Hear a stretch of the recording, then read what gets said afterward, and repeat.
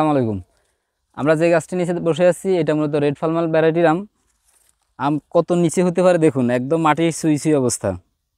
আর এখানে কিন্তু প্রচুর আম ছিল, আমরা অনেকগুলো আম ফেলে দিয়েছি, যেটাকে থিনিং বলে। তো আমরা এখানে এগুলাকে যদি সঠিক সাইজ পেতে হয় তাহলে অবশ্যই আপনাকে আমের পরিমাণ কমিয়ে দিতে হবে। যেমন এখানে আমাদের অনেকগুলো আম আসছে, আবার এখানে এই দুটো আম আছে, এগুলা কিন্তু বড় আছে বাট এগুলা কিন্তু খুবই ছোট। আপনি এগুলা যদি রাখতে চান তাহলে এগুলো কিন্তু শেপ সাইজ ভালো হবে না। ইভেন কি আপনার এই আমগুলোর কোয়ালিটিও কিন্তু খারাপ হয়ে যাবে এগুলোর কারণে। অতএব এগুলো কিন্তু ফেলে দিতে হবে। ঠিক এখান থেকে আমরা ফেলে দিলাম। আর এখানে আরও আছে, আমরা এতগুলো রাখবো না, আমরা এগুলো ফেলে দেবো। জাস্ট দুটো আম রাখলাম। এর পরবর্তীতে আমাদের যে কাজটা থাকবে সেটা হলো আমরা এগুলোকে ব্যাগিং করে দেব। তাহলে রোগ এবং পোকা থেকেও আমাদের এই আমগুলা মুক্ত থাকবে। এবং আমগুলা দেখুন কত কালারফুল। তো বিদেশি জাতের আমের এইটাই হলো সবচাইতে উত্তম বৈশিষ্ট্য, যে এটা যেমন কালারফুল থাকবে।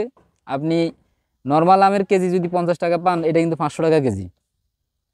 অতএব ডিফারেন্সটা কতটা চিন্তা করে দেখুন। এবং এটা খুবই কালারফুল, সাইজটাও মিডিয়াম হবে এবং খুবই মিষ্টি হবে। আর ফলনও কিন্তু অনেক ভালো হয়, অন্যান্য নর্মাল আমের তুলনায় এটার ফলন অনেক বেশি হয়। তো আপনিও ইচ্ছা করলে এই জাতের আমগুলা করতে পারেন। আর এটার ফলন আপনি আরও বেশি নিতে পারবেন যদি আপনি টপ ওয়ার্কিং করেন। টপ ওয়ার্কিং মানে হলো আপনার এই গাছটা যদি আমরা বড় কোনো গাছে সেট করে দেই, তাহলে গাছের যদি এফিসিয়েন্সিটা অনেক ভালো হয় তাহলে ফলনের পরিমাণটা অনেক বেশি হবে।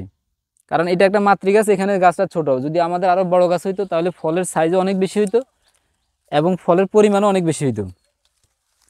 তো আমাদের ভিডিওগুলো দেখে আপনি টপ ওয়ার্কিং শিখতে পারেন।